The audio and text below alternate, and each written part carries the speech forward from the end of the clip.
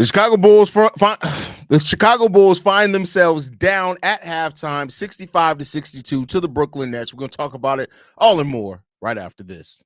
You are now tuned in to Chicago Bulls Central, hosted by Haize, your number one spot for all things Chicago Bulls.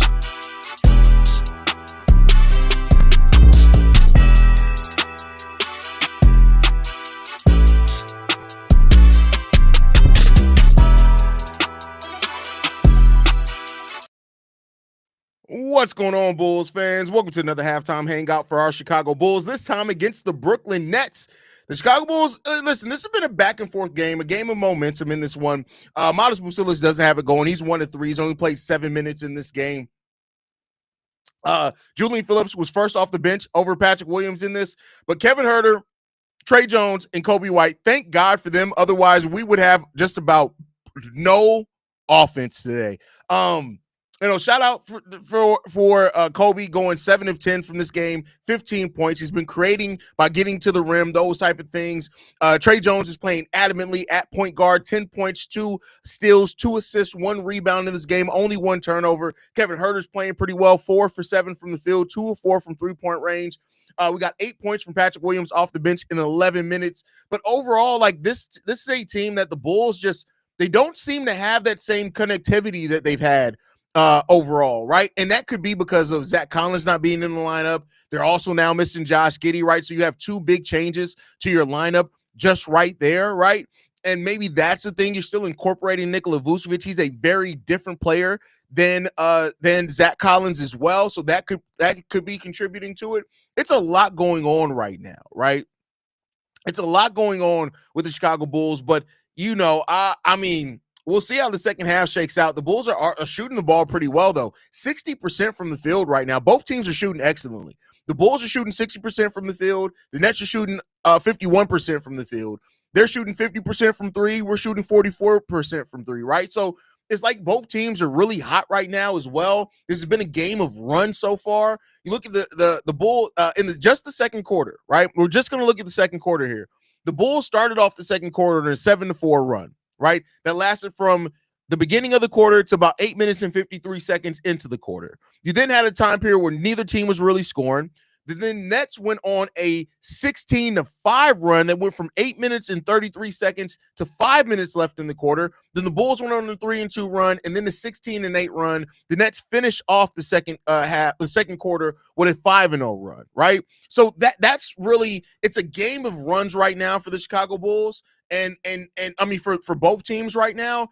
And it's one of the teams are going to cool off, right? If both teams keep shooting this hot from the field, then it's going to be whoever goes on that last run. But it feels like somebody's going to cool off at some point, and it comes down to who can continue to execute the offense in the way that they've been trying to execute it, right? That's one of the biggest things here.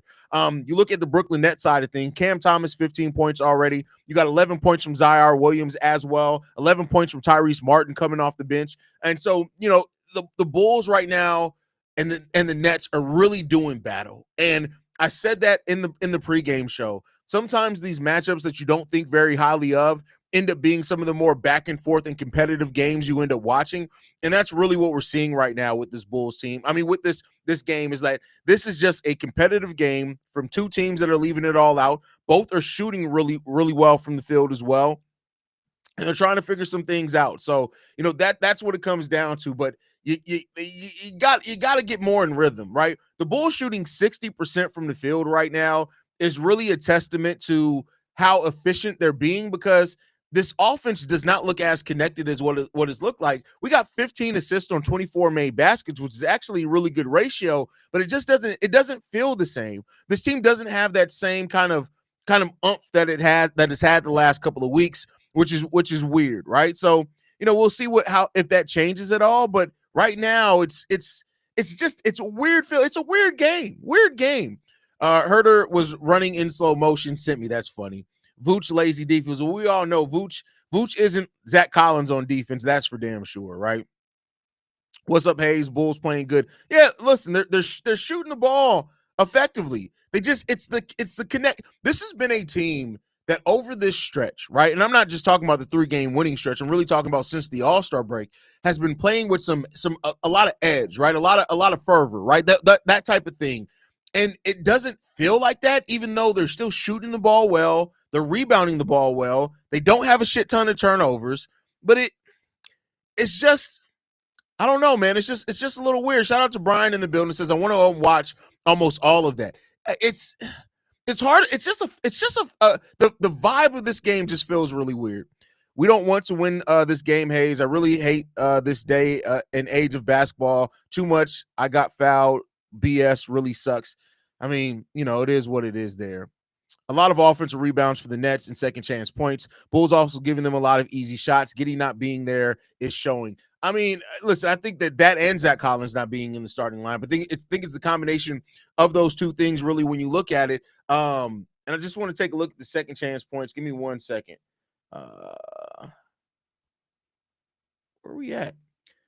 So, I mean, they got 6 second chance points. The Bulls got 2. It's not like they got a shit ton of second chance points, but I mean, points in the paint, 30 to 30 points in the paint. The Bulls have 10 fast break points. They got 3, right? Bench points, they got 24. We got 17. It's a really close game in a lot of ways, right?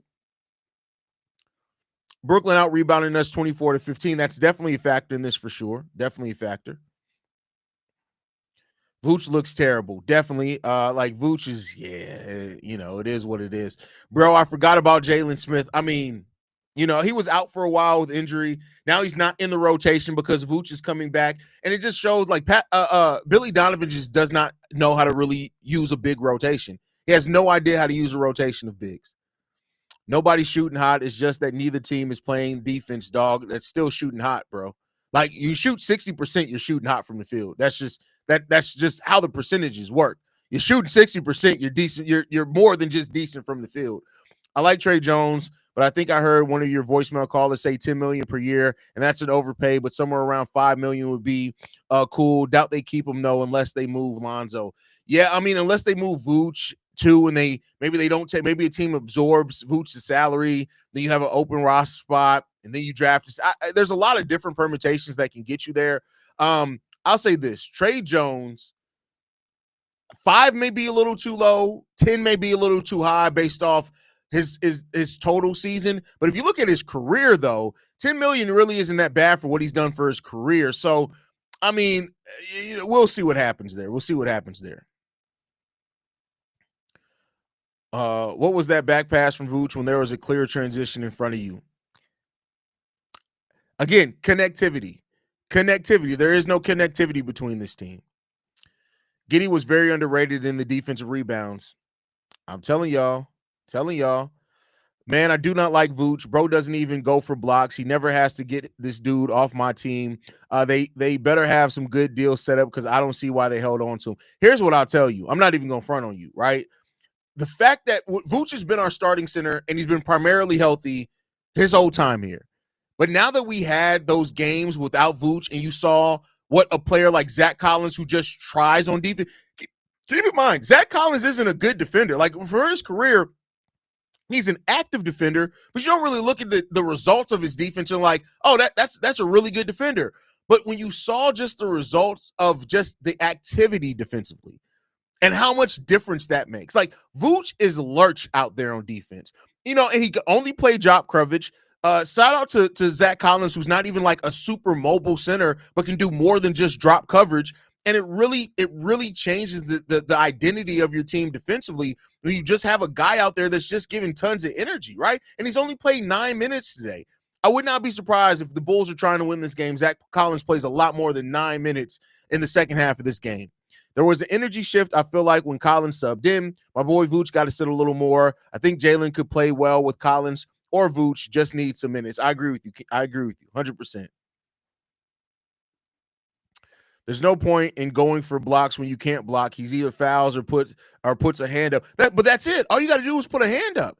Act like you want to try to deter some shots at the rim. Act like it, right? Are you going to always be successful? No. But act like you might as well pinch the bitch. Like I don't know what to say.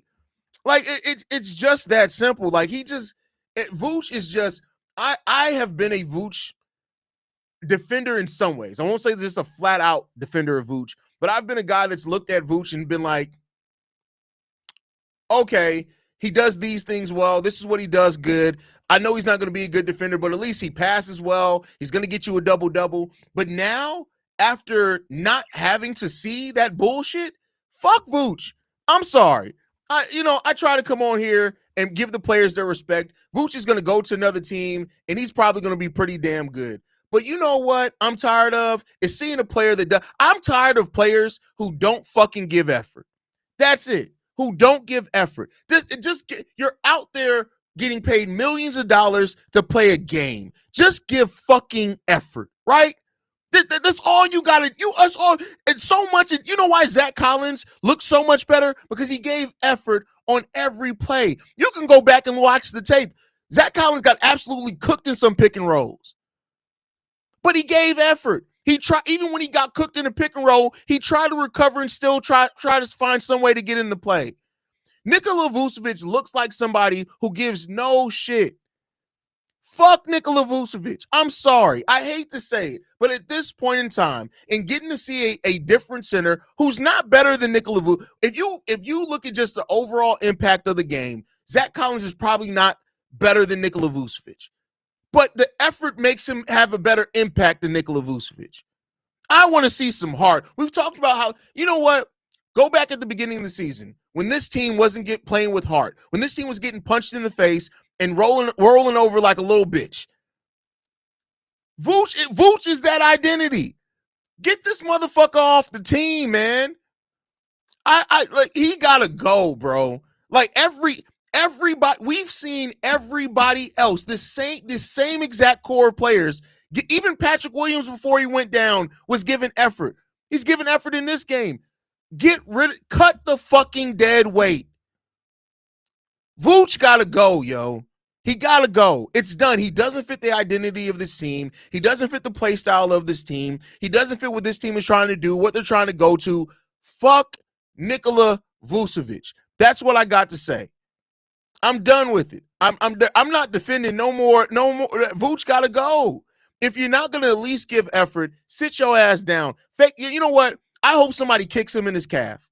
Kick him in the fucking calf so we can say he re-aggravated the injury. Go up for a rebound, kick the motherfucker. Where's Draymond when you need him? Kick him in his fucking calf.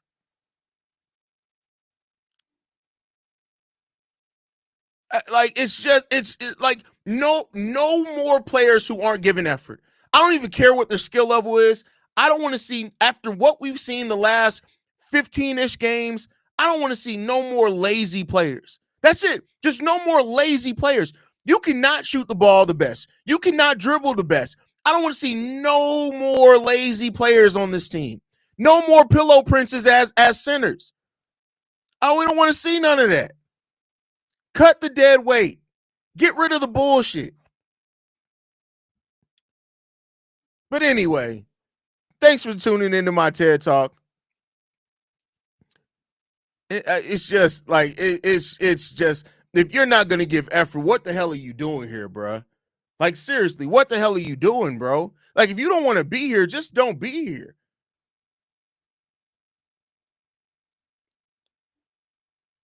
Like, that's all I can say. Vucci Coochie gotta go, man. All right, y'all.